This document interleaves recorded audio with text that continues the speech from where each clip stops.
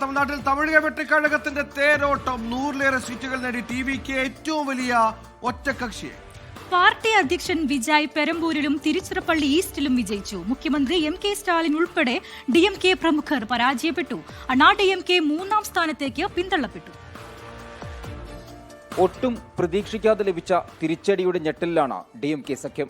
കൂട്ടിയും കിഴിച്ചും ദ്രാവിഡ മോഡൽ 2.0 എത്തുമെന്ന ഉറച്ച പ്രതീക്ഷയിലായിരുന്നു മുഖ്യമന്ത്രി എം കെ സ്റ്റാലിൻ.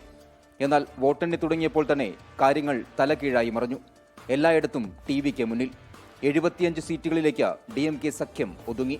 മുഖ്യമന്ത്രി എം കെ സ്റ്റാലിൻ പരാജയപ്പെട്ടതാണ് DMKക്കേറ്റ ഏറ്റവും വലിയ തിരിച്ചടി. 8795 വോട്ടുകൾക്കാണ് TVKയുടെ VS ബാബുവിനോട് എം കെ സ്റ്റാലിൻ പരാജയപ്പെട്ടത്. പരാജയം അംഗീകരിക്കുന്നുവെന്നും ശക്തമായ പ്രതിപക്ഷമായി തുടരുമെന്നും എം കെ സ്റ്റാലിൻ എക്സിൽ കുറിച്ചു. ആരോഗ്യമന്ത്രി മാ സുബ്രഹ്മണ്യം, സ്പീക്കർ എം അപ്പാവു, മന്ത്രി പളനിവേൽ ത്യാഗരാജൻ തുടങ്ങി നിരവധി പ്രമുഖരും DMK നിരയിൽ പരാജയപ്പെട്ടു. ഉപമുഖ്യമന്ത്രി ഉദയനിധി സ്റ്റാലിനും മന്ത്രിമാരായ ശേഖർ ബാബുവും KN നെഹ്റുവും അനിത ആർ രാധാകൃഷ്ണനും വിജയിച്ചു കയറി. ഉറപ്പായും ഭരണത്തിലെത്തുമെന്ന് പ്രതീക്ഷിച്ച അണ്ണാ DMK സഖ്യം 3-ാം സ്ഥാനത്തേക്ക് പിന്തള്ളപ്പെട്ടു. വലിയ ഭൂരിപക്ഷത്തിൽ പ്രതിപക്ഷ നേതാവ് എടപ്പാടി കെ പളനിസ്വാമി വിജയിച്ചതാണ് എടുത്തു പറയാവുന്ന ഏക കാര്യം.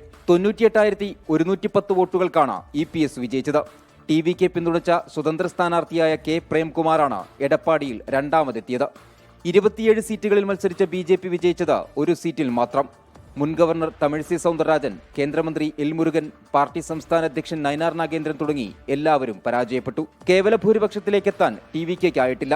മുന്നണികളിൽ നിന്നും ചില പാർട്ടികളെ അടർത്തിയെടുത്ത് ഭരണത്തിലേറാനാണ് വിജയുടെ ശ്രമമെന്നാണ് സൂചന. 24 ചെന്നൈ.